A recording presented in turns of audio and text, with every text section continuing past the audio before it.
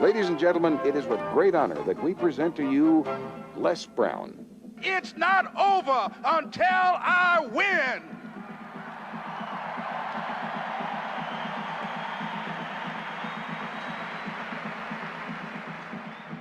Repeat after me, please. It's possible. I can live my dream. It's necessary. I work on myself.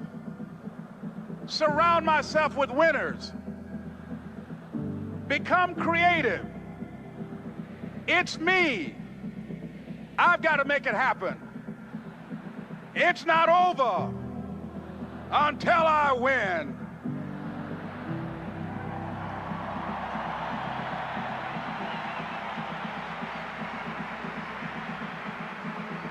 The next thing that's important to know, yes, it's possible that you can choose your future and direct the course of your life as you run toward your dream. It's necessary that you have goals, that you write those goals down, that you plan, that you think constantly of how you can begin to improve what it is that you're doing. If it's your presentations, if it's your recruiting skills, whatever that is, it's also necessary that you look for ways to always find a way to pull it out when everybody else thinks that you're defeated. That you've got to take personal responsibility to know that in order to become successful, you've got to make it your personal business to do it. But the next thing, ladies and gentlemen, I want to share with you that some of you already know that it's hard. It's not easy. It's hard changing your life. It was hard when just over 3 years ago, in the Penobscot building in Detroit, Michigan, where I was operating my business, and I fell on some hard times, and I was sleeping in my office. It was hard coming into the lobby, and the security said, "Excuse me, Mr. Brown, can we see you for a moment?" And I said, "Yes," and I walked up to the counter, and he gave me an envelope. And he said, "Would you mind reading it here?" And I opened the envelope, and the envelope was from management that said, "This is an office tower. It's not a hotel. Please do not sleep in your office." And I said, "Excuse me, sir." I said, "I just work long hours in creating my business. I'm an entrepreneur. And right now things are bad for me, but they're not going to be this way always. And I just asked for the opportunity to continue to operate like I'm doing. I'm not trying to make this my home."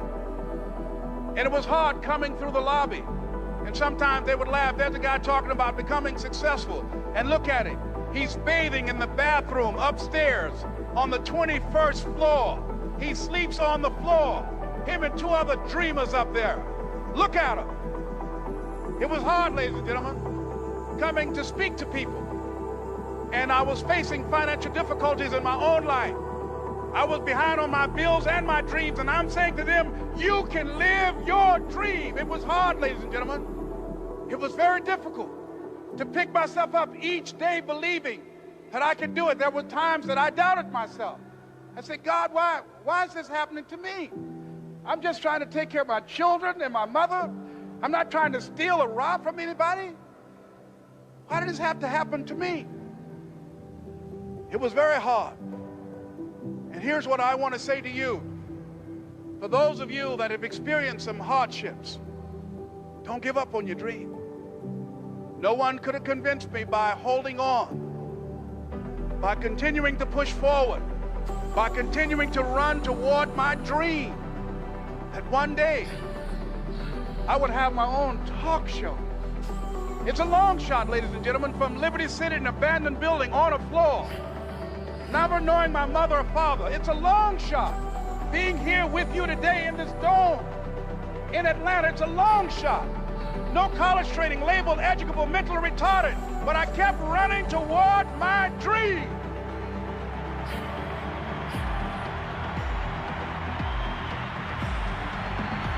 Don't stop.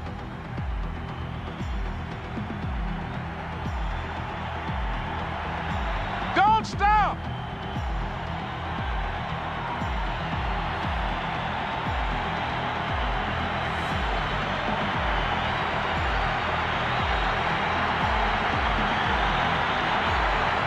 Don't stop going toward your dream.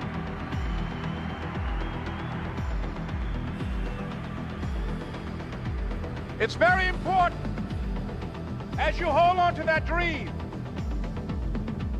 There are moments when you're going to doubt yourself. There are rough times are going to come, but they have not come to stay. They have come to pass. It's very important for you to know that. Don't say I'm having a bad day. Say I'm having a character building day.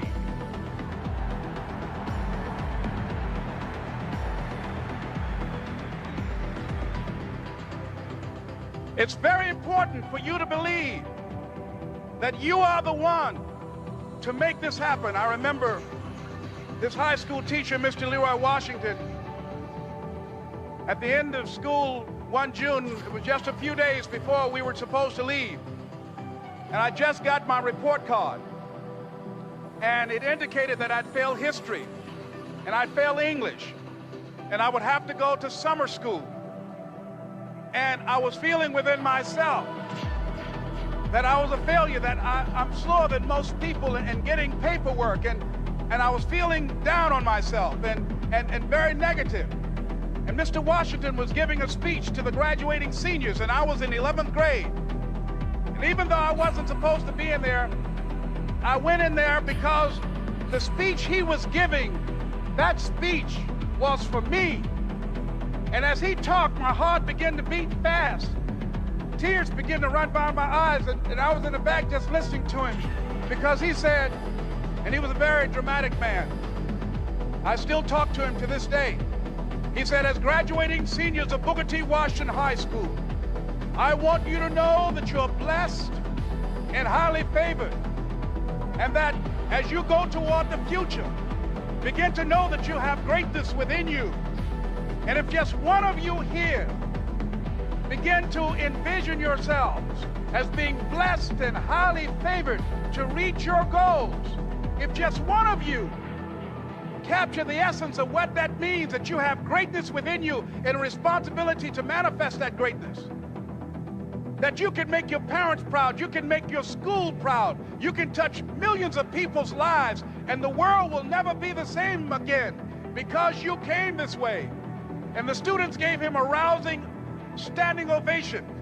And as he left the auditorium, I ran down the steps and I caught him in the parking lot. I said, Mr. Washington? He said, yes. I said, do you remember me, sir? He said, no. I said, my name is Leslie Brown. My mother, she works in the cafeteria here. I'm one of the twins, Leslie and Wesley. I said, Mr. Washington, but you know, I got these big dreams. I like talking to people. I love people. I said, I want to work with people, and I got this dream of buying my mama a home. Could I do that, Mr. Washington? He said, it's possible, Mr. Brown. And as he walked away, I called him again. I said, Mr. Washington? He said, what do you want now? I said, I'm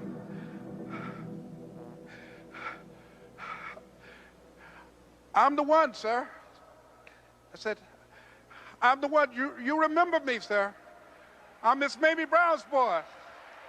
I'm the one. I'm the one.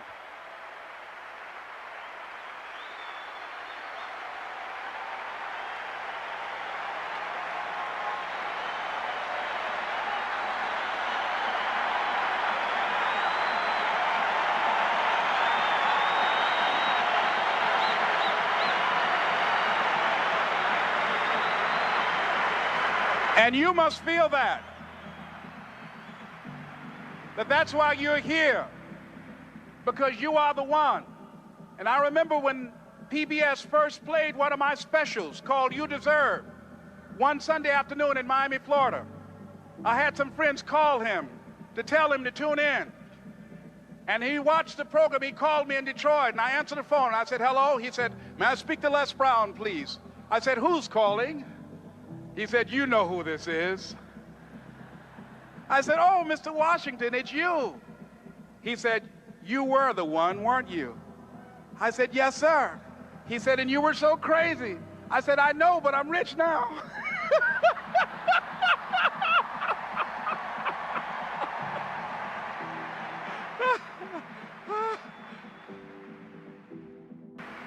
Ladies and gentlemen, It's not going to be easy.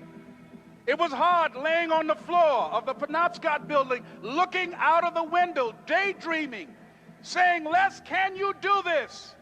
Can you make this happen? I used to listen to tapes day in and day out about See You at the Top, my great friend Zig and Dennis Waitley and different other motivational speakers and Dr. Norman Vincent Peale and Dexter saying, don't let nobody steal your dream. I used to ask myself, can I do this? And something said within me, you're the one.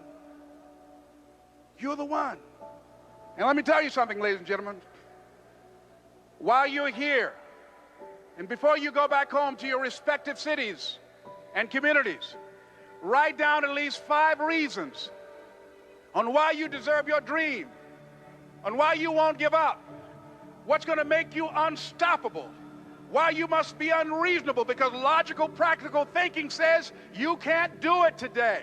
But if you want to produce unreasonable results in your life, like living your dream and taking charge of your destiny, you've got to be an unreasonable person.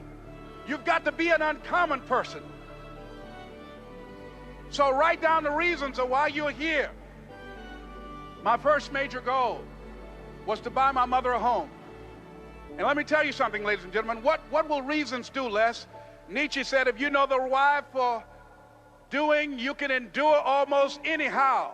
What do you mean by that? If you know why you're doing something, when the hard times come, and they're going to come, when the disappointments and the rejections come, and they're going to come by the truckloads, your reasons will be your rod and staff to comfort you, to pick you up. Once again, I got a saying on one of my tapes, if life knocks you down, try and land on your back, because if you can look up, you can get up. Let your reasons get you back up.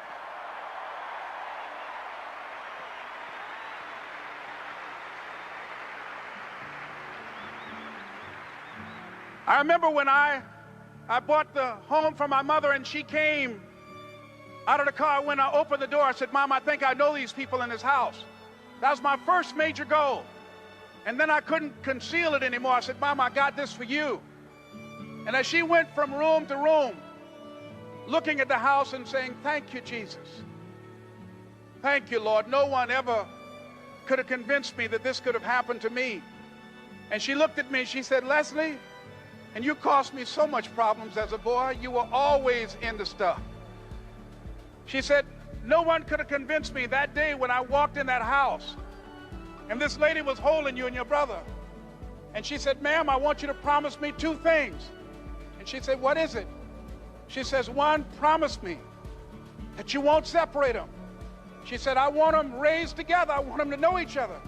I got pregnant while my husband was away in the war, and I can't keep them. Promise me that you won't separate them. She said, I promise I won't. I've never had children. I promise I won't separate them. And she said, promise me that you'll never tell them about who I am, because if my husband ever found out, he would kill me. She said, I promise. And she said that she gave them to us, and she kind of cried, and she was walking out the door, and she looked at my adopted mother. She said, remember, don't you separate them. She said, I swear to God, I won't separate them. I'll keep them together. And she said, as I held y'all in my arms, I never had any children of my own. I didn't know how I was going to do it, but I knew with the help of God, I will do it. And ladies and gentlemen, my mother had a dream of having children and raising us. She didn't know how she was going to do it. You're going to be just like that. And some of you are already there. Well, you don't know how you're going to make this happen, but you just feel within yourself some way, somehow, with the help of God, I'm going to make it happen. Repeat after me, please. No matter how bad it is or how bad it gets, I'm going to make it. I'm going to make it.